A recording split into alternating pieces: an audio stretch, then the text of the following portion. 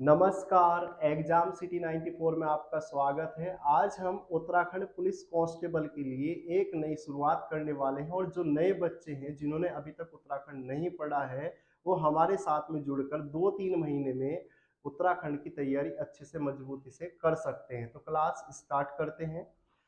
Class में आज जितने भी क्वेश्चन हैं ये सारे क्वेश्चन बार बार किसी ना किसी एग्जाम में आए हुए हैं, उत्तराखंड के किसी ना किसी एग्जाम में पूछे गए हैं। तो स्टार्टिंग करते हैं, जो पुराने बच्चे हैं वो यहाँ से रिवीजन कर सकते हैं।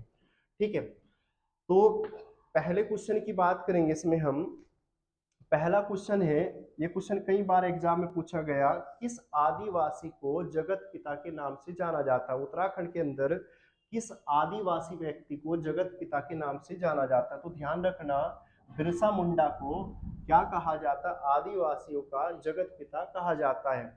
कुली बेगार प्रथा की अगर बात करें, कुली बेगार प्रथा का जो नायक कहा जाता है वो किसे कहा जाता है? बद्रीदत्त पांडे। आपको कमेंट करके बताना है कुली बेगार जो प्रथा थी ये कितने प्रकार की प्रथा कही जाती है। और ध्यान ये भी रखना है, जो कुली बेगार प्रथा थी इसके रजिस्टर कौन सी नदी में बहाए जाते हैं? तो हम कहेंगे सरयू नदी के अंदर। अगर बात करें कुमाऊं में कांग्रेस की स्थापना कब होती है? तो हम कहते हैं 1912। कुमाऊं में कांग्रेस की स्थापना कब हुई थी? 1912। और ये क्वेश्चन कई बार पूछा गया, अल्मोड़ा के चनोदा में गांधी आश्रम की स्थापना किसके द्वारा की जाती है? तो शांतिलाल त्रिवेदी के द्वारा की जाती है। और गोविंद वल्लभ पंत का जन्म कब हुआ था? 10 सितंबर 1887। और इनके गांव का नाम था खुंट गांव या खंटू गांव, जो कहाँ देखने को मिलेगा? अल्मोड़ा। अगर बात करें गोविंद वल्लभ पंत की, गोविंद वल्लभ पंत उत्तर प्रदेश के सीएम कब बन जाते? तो 1946 में बने थे। और इन्हें भारत रत्न कब दिया गया था? तो 1957 में इन्हें भारत रत्न दिया गया था। ये भी ध्यान रखना है, अगर पूछ लिया जाए गोविंद वल्लभ पंत का जन्म कब होता है तो 10 सितंबर 1887, खंटो गांव, अल्मोड़ा। इसके बाद नेक्स्ट क्वेश्चन पूछा जाता है, ये क्वेश्चन पूछा गया था, गढ़वाल पर 7 बार आक्रमण करने वाला जो चंद शासक कहा जाता है? लक्ष्मी चंद था। और इस लक्ष्मी चंद को कहा जाता है लकोली विरली के नाम से भी इसे जाना जाता है। अगर बात करें 7वें आक्रमण, जो इसने वैसे तो टोटल इसने कितने आक्रमण किए थे? 8। लेकिन 7 आक्रमण हार जाता है, 8वां आक्रमण जीत जाता है। 7वें आक्रमण को किस नाम से जाना जाता है? तो ध्यान रखेंगे, पेनागढ़ का युद्ध कहा जाता है। और ये अगर 8वें की बात करें तो 8वां आक्रमण इसने कब किया था? तो हम कहेंगे 1605। आपको कमेंट करके बताना है इस समय गढ़वाल का राजा कौन था। ठीक है, तो ध्यान रखना, अगर पूछ लिया जाए इस समय गढ़वाल का राजा कौन था तो ध्यान रखना आपको ये बताना है।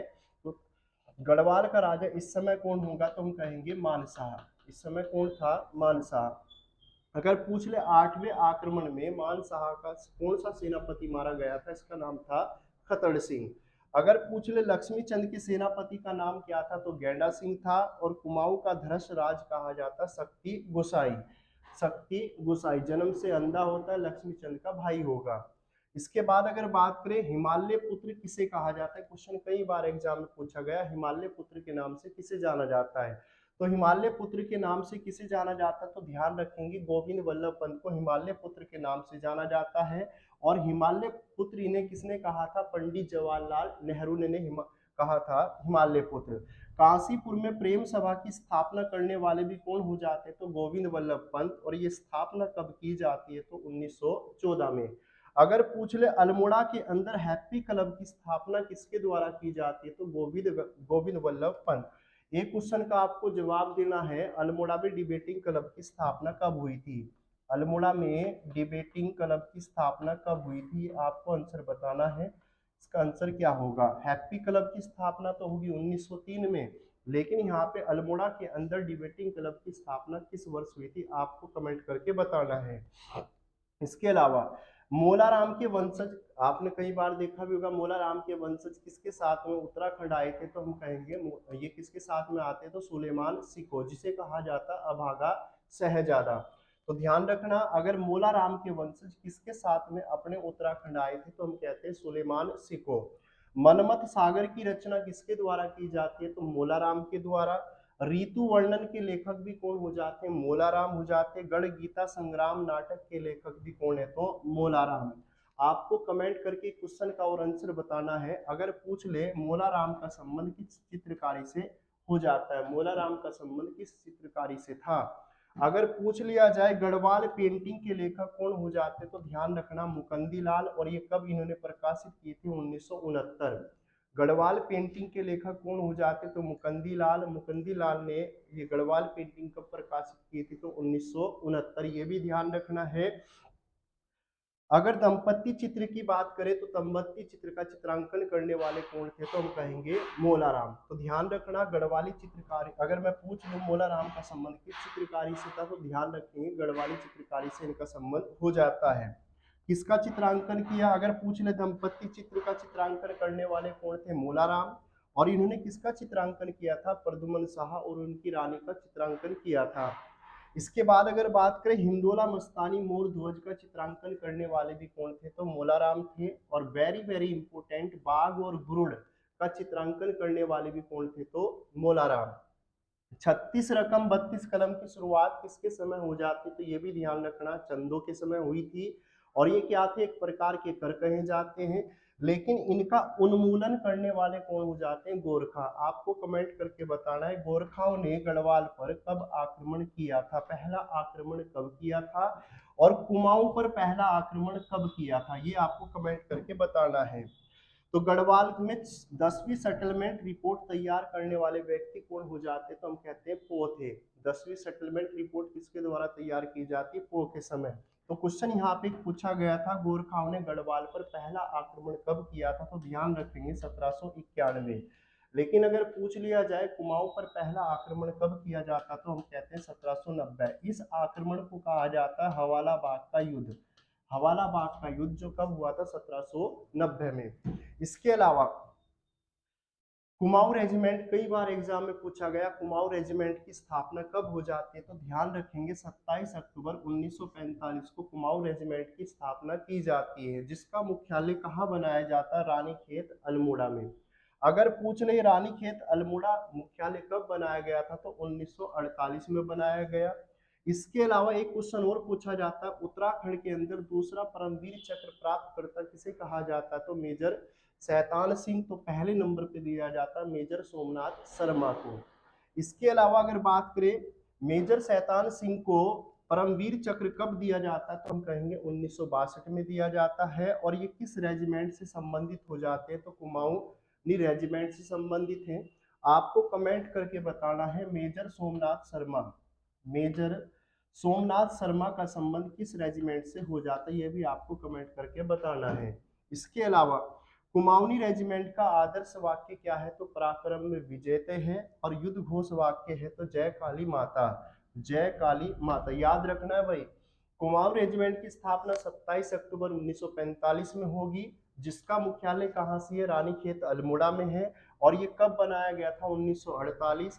दूसरा परमवीर चक्र दिया गया मेजर सोमनाथ, दूसरा दिया गया शैतान सिंह को, और पहला दिया गया था मेजर सोमनाथ शर्मा। मेजर सोमनाथ शर्मा का संबंध किससे हो जाता तो ध्यान रखना four Kumaoni regiment, four Kumaoni regiment से हो जाता है। और कुमाऊनी रेजिमेंट का आदर्श वाक्य क्या है तो हम कहेंगे पराक्रम में विजेते। युद्ध घोष वाक्य क्या है तो जय काली माता। इसके अलावा गढ़वाल रेजिमेंट कई बार एग्जाम में पूछा गया, गढ़वाल रेजिमेंट की स्थापना किस वर्ष हुई थी तो ध्यान रखेंगे गढ़वाल रेजिमेंट की स्थापना 5 मई 1887 में होती है। और कहाँ हुई थी इसकी स्थापना अल्मोड़ा के अंदर हुई थी। गढ़वाल रेजिमेंट का युद्ध घोष वाक्य क्या है तो जय बद्री विशाल है। अगर बात करें उत्तराखंड के अंदर पहला विक्टोरिया क्रॉस किसे दिया गया था तो दरबान सिंह नेगी को दिया गया, और कब दिया गया था तो 1914, जिनका मूल स्थान कहाँ था चमोली। चमोली की आपको कमेंट करके स्थापना बतानी है किस वर्ष हुई थी, चमोली की स्थापना किस वर्ष हुई थी। तो ध्यान रखना गढ़वाल रेजिमेंट का गठन 5 मई 1887 में कहाँ हुआ था अल्मोड़ा में हुआ था। और गढ़वाल रेजिमेंट का युद्ध घोष वाक्य क्या है तो जय बद्री विशाल है। प्रथम विक्टोरिया क्रॉस दिया गया दरबान सिंह नेगी, और कब दिया गया था 1914 में दिया गया, और इनका मूल स्थान कहाँ था चमोली। और चमोली की स्थापना की अगर मैं बात करूं 24 फरवरी 1960, 24 फरवरी 1960। अगर पूछ लिया जाए चमोली का क्षेत्रफल कितना है तो ध्यान रखेंगे 80-30, कितना हो जाता है 80-30, ये भी ध्यान रखना। अगर क्लास अच्छी लग रही है तो हाथ जोड़ के रिक्वेस्ट है क्लास को लाइक करें शेयर करें और जो बच्चे पहली बार स्टार्टिंग कर रहे हैं उत्तराखंड पुलिस कांस्टेबल की, याद रखिए बिल्कुल इंपॉर्टेंट क्वेश्चन लेके आऊंगा जो परीक्षा की दृष्टि से जो बार बार पूछे जाते हैं, उन्हीं क्वेश्चनों को ऐड करूंगा इस क्लास में। ये रिवीजन के पर्पज से चलेगी, इसमें एमसीक्यूज नहीं होंगे, इसमें क्या होंगे, रिवीजन होगा तुम्हारा। अगर एमसीक्यूज के पर्पज से कराऊंगा तो एमसीक्यूज में इतने सारे क्वेश्चन नहीं खींच पाते, नहीं हो पाएंगे जितने क्वेश्चन मिक्स में करा देता हूँ, ठीक है।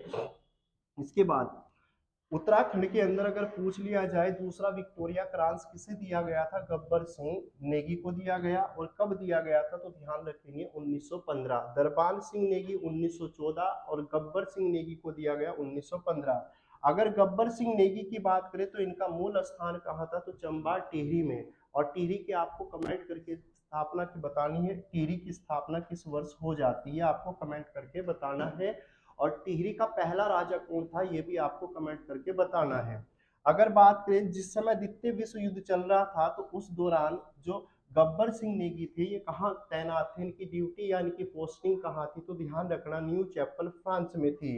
एक क्वेश्चन ये भी बार बार रिपीट होता है कि देहरादून छावनी की स्थापना किस वर्ष हुई थी, तो 1814 में हुई थी। और अल्मोड़ा छावनी की स्थापना हुई थी 1815। तो ध्यान रखना देहरादून छावनी 1814 और अल्मोड़ा छावनी की स्थापना होती है 1815। Very very important.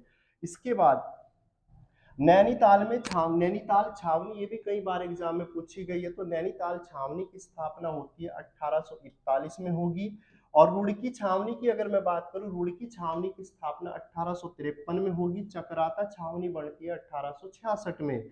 Garhwal rifle का मुख्यालय की अगर बात करें तो लैंसडाउन है, और लैंसडाउन कहाँ से है, तो पौड़ी में है। और पौड़ी की आपको स्थापना बतानी है किस वर्ष हुई थी, पौड़ी की स्थापना किस वर्ष हुई थी और पौड़ी का क्षेत्रफल कितना है, ये भी आपको कमेंट करके बताना है।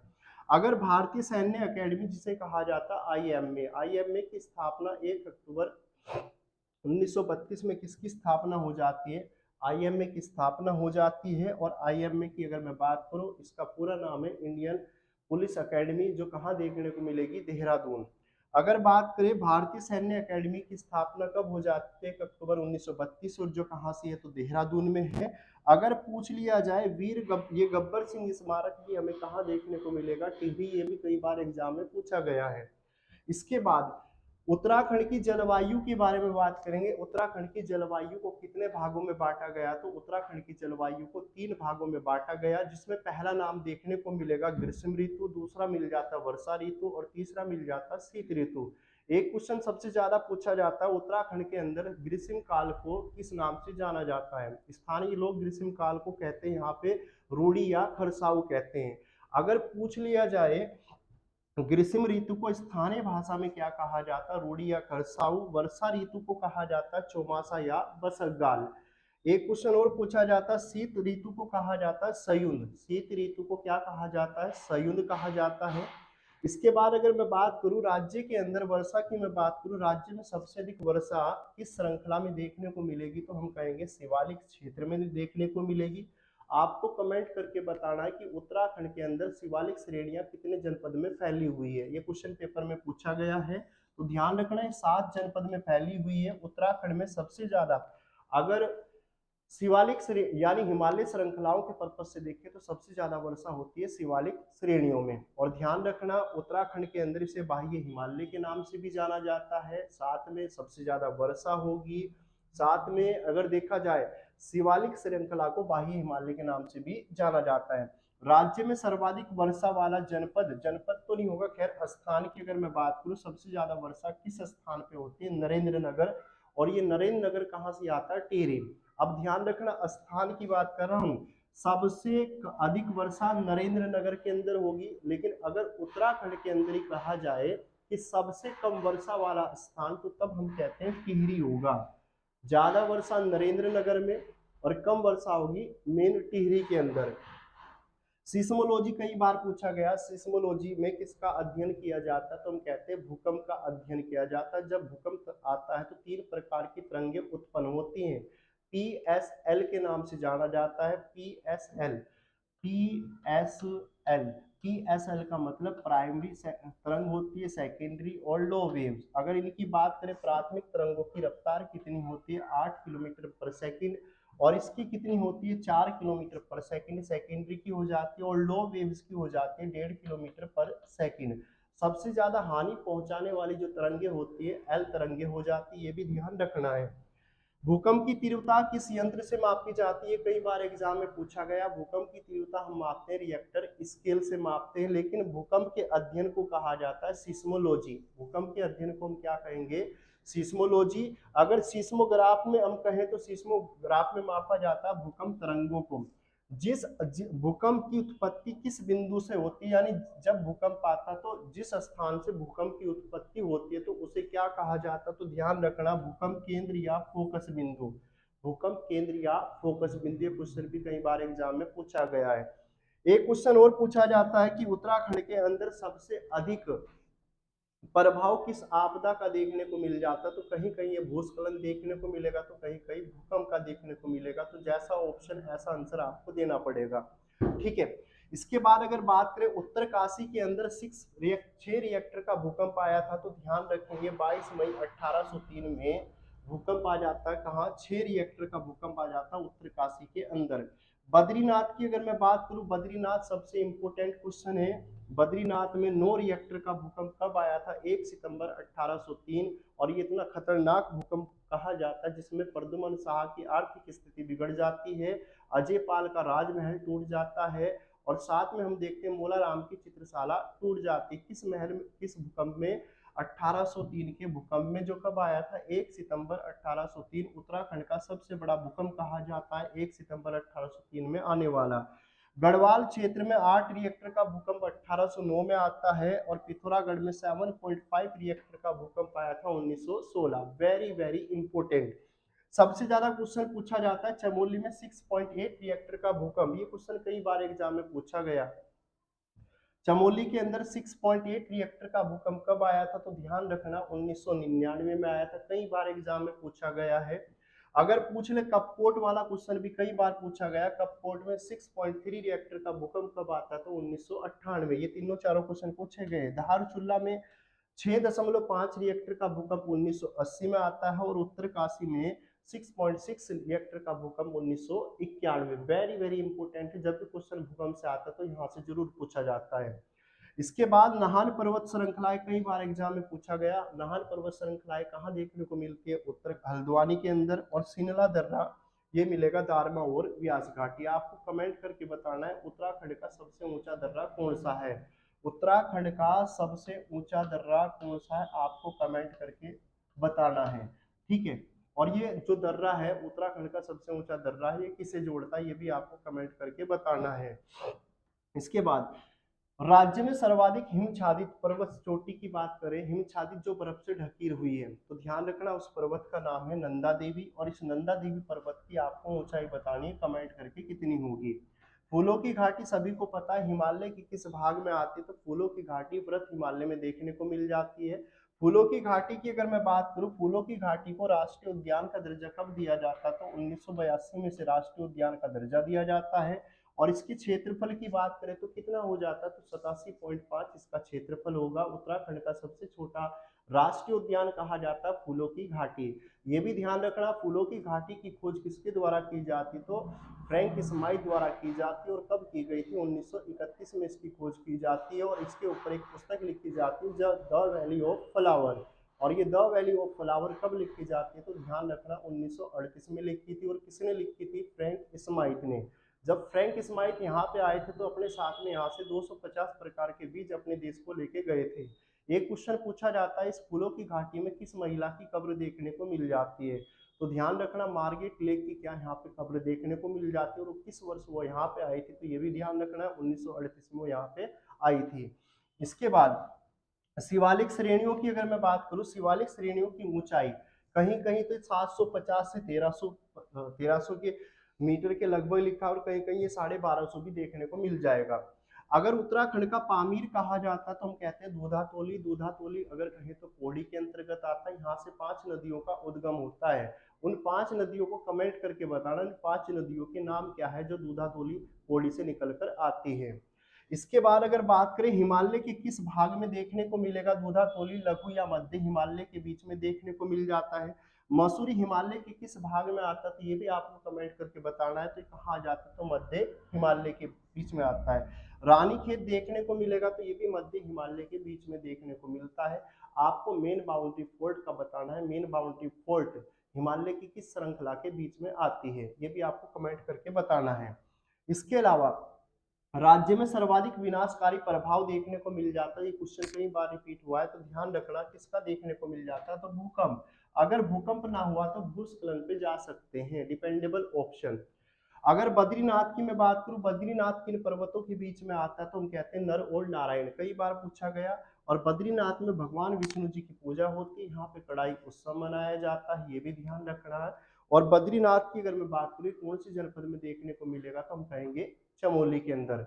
इसके बाद अगर बात करें हिमालय दिवस मनाया जाता तो 9 सितंबर को मनाया जाता, लेकिन आपको कमेंट करके बताना है हरियाली दिवस कब मनाते हैं, हरियाली दिवस उत्तराखंड के अंदर कब मनाया जाता है। दून घाटी की मैं बात करूं तो दून घाटी कहाँ देखने को मिलेगी, देहरादून में है। और भाबर क्षेत्र की जलवायु कैसी है, तो उपोष्ण कटिबंधीय कही जाती है। और पंचाचूली पर्वत कई बार एग्जाम में पूछा गया कि पंचाचूली पर्वत की ऊंचाई कितनी है, तो ध्यान रखेंगे 6904 मीटर। इसके बाद अगर बात करें कुछ समाचार पत्रों की बात कर लेते हैं, कुछ समाचार पत्र भी पूछे जाते हैं। हिलान समाचार पत्र कहाँ से प्रकाशित होता था, अल्मोड़ा के अंदर से प्रकाशित होता था। पहाड़ कहाँ से प्रकाशित होता था, तो नैनीताल से। अगर पूर्वांचल केसरी की बात करें तो हल्द्वानी से प्रकाशित होता था। जो अगर कब प्रकाशित हुआ था, तो हम कहेंगे 1893 में पहली बार प्रकाशित होता है पूर्वांचल केसरी। आज का पहाड़ कहाँ से प्रकाशित होता था, पिथौरागढ़ से। और उत्तराखंड दर्पण कहाँ से होता था, उधम सिंह नगर से, ये भी ध्यान रखना है। तो हिलांस की अगर मैं बात करूं, हिलांस कहां से आता था, अल्मोड़ा। पहाड़ कहां से आता था, नैनीताल। पूर्वांचल कहां से, हल्द्वानी से। आज का पहाड़ पिथौरागढ़। और उत्तराखंड दर्पण उधम सिंह नगर से। इसके बाद अगर बात करें प्रजाबंधु की मैं बात करूं, प्रजाबंधु कहां से प्रकाशित होता था, तो हम कहेंगे रानीखेत अल्मोड़ा से। गढ़ रहबार कहां से होता था, उत्तरकाशी से। पर्वतवाणी की बात करें तो उत्तरकाशी। और वीर गढ़वाल भी हो गया उत्तरकाशी। रंत रहबार भी हो गया देहरादून से। और हिमवंत हो गया देहरादून से। इसके बाद अगर बात करें किस पुराण में, क्वेश्चन अभी हाल में पेपर में पूछा गया था, किस पुराण में उत्तराखंड के या गढ़वाल के 4 धामों का वर्णन हमें देखने को मिल जाता, तो ध्यान रखना वो हो जाता है स्कंद पुराण। किस पुराण में महर्षि वेदव्यास ने गढ़वाल के 4 धामों का वर्णन किया है, तो हम कहेंगे स्कंद पुराण। और खलंगा का किला अगर पूछ लिया जाए, खलंगा का किला कहाँ से है, तो हम कहेंगे देहरादून के अंदर है। और इसका निर्माण किसने करवाया था, अंग्रेजों ने। और हम कहते हैं एक व्यक्ति, अंग्रेज व्यक्ति जिसका नाम जिलेस्पी और गिलेस्पी जिसे कहा जाता है, वो कौन से युद्ध में मारा जाता है, तो खलंगा के युद्ध में मारा जाता है। छपेली कई बार पूछा गया, छपेली किस क्षेत्र का गीत कहा जाता है, तो हम कहेंगे कुमाऊं क्षेत्र का गीत कहा जाता है। और ये अभी हाल ही में पूछा गया था, उत्तराखंड सरकार में कार्मिकों का पद, सही पद क्रम क्या है, तो सबसे बड़ा पद जो कहा जाता है प्रमुख सचिव होता है, फिर मुख्य सचिव होता है, फिर होता है अपर सचिव। इसके बाद अगर बात करें नंदा जात यात्रा की, नंदा जात यात्रा कई बार एग्जाम में पूछा गया, नंदा जात यात्रा कहाँ से शुरू होती है, तो ध्यान रखना कसवा के नोटी गांव से शुरुआत होती किसकी, नंदा जात यात्रा। और जो कहां तक जाएगी, होमकुंड तक जाएगी। और 280 किलोमीटर की यात्रा कही जाती है। चांदपुर गढ़ी के राजकुमारों द्वारा इस यात्रा का आयोजन किया जाता है। और ये यात्रा प्रत्येक 12 वर्षों के अंतराल पे की जाती है, ये भी ध्यान रखना है। और इसमें 4 सींग वाला एक मेढ़ा जिसे खाटू कहा जाता है, उसे भी आगे लेके चला जाता है। और इस यात्रा के टोटल 19 से 20 पड़ाव देखने को मिलेंगे। इन 19 से 20 पड़ाव में एक बुग्याल का नाम आता है जिसे कहा जाता है बेदनी बुग्याल।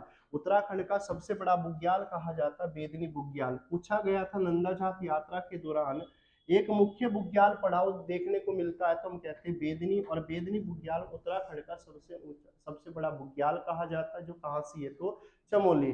बुग्याल किसे कहा जाता है, उत्तराखंड के अंदर हली मखमली घास के मैदानों को हम क्या कहते हैं, बुग्याल कहते हैं, ये भी ध्यान रखना। बैठकी होली की अगर मैं बात करूं तो इसका संबंध किस क्षेत्र से, तो अल्मोड़ा क्षेत्र से। एक क्वेश्चन पूछा जाता है उजली और अनेरी होली का संबंध किस जनजाति से, आपको कमेंट करके बताना है अगर आप अच्छी तैयारी में हो, ठीक है। अगर भकोरा वाद्य यंत्र की बात करें, भकोरा वाद्य यंत्र अभी हाल ही में पूछा गया था। भकोरा वाद्य यंत्र का प्रयोग किस धातु या किस धातु का ये बना होता है, तो ध्यान रखेंगे तांबे का बना होता है बकोरा। और इसमें गढ़वाली जो देवी देवता होते हैं उनके आवाहन, उनकी आराधना के लिए बकोरा वाद्य यंत्र का प्रयोग किया जाता है, लेकिन इसका प्रयोग युद्ध के समय नहीं किया जाता था। इसके बाद उत्तराखंड में लाइकेन पार्क, ये कई बार एग्जाम में पूछा गया, उत्तराखंड के अंदर लाइकेन पार्क कहाँ से देखने को मिलेगा, तो ध्यान रखना मुंशियारी, और मुंशियारी कहाँ देखने को मिल जाता है, पिथौरागढ़। उत्तराखंड में मगरमच्छ पंथ की बात करें, मगरमच्छ पंथ की बात करें तो ये कहाँ से है, तो उधम सिंह नगर, हाल ही में क्वेश्चन पूछा गया था। सुरभि वाटिका की बात करूं तो लाल कुआं, और लाल कुआं कहाँ से है, तो हल्द्वानी, कागज के लिए फेमस हो जाता है लाल कुआं। अगर बात करें भारत का दूसरा बड़ा फाइकस पार्क देखने को मिलेगा, गार्डन देखने को मिलेगा, ये भी कहाँ से है, तो हल्द्वानी में है। और डूंगी पोतली आंदोलन का संबंध किससे हो जाता है, तो बाज वृक्ष से हो जाता है। अगर उत्तराखंड में लोक संस्कृति संग्रहालय की बात करूं तो ये कहाँ से है, तो भीमताल, और भीमताल की मैं बात करूं ये कहाँ से है, नैनीताल। ये भी ध्यान रखना है, कुमाऊं क्षेत्र का सबसे बड़ा ताल जो कहा जाता है भीमताल है, और कुमाऊं क्षेत्र का सबसे गहरा ताल जो कहा जाता है नौकुचिया। नौकुचिया ताल के 9 कोने कहे जाते हैं, और नौकुचिया ताल की गहराई 40 मीटर है।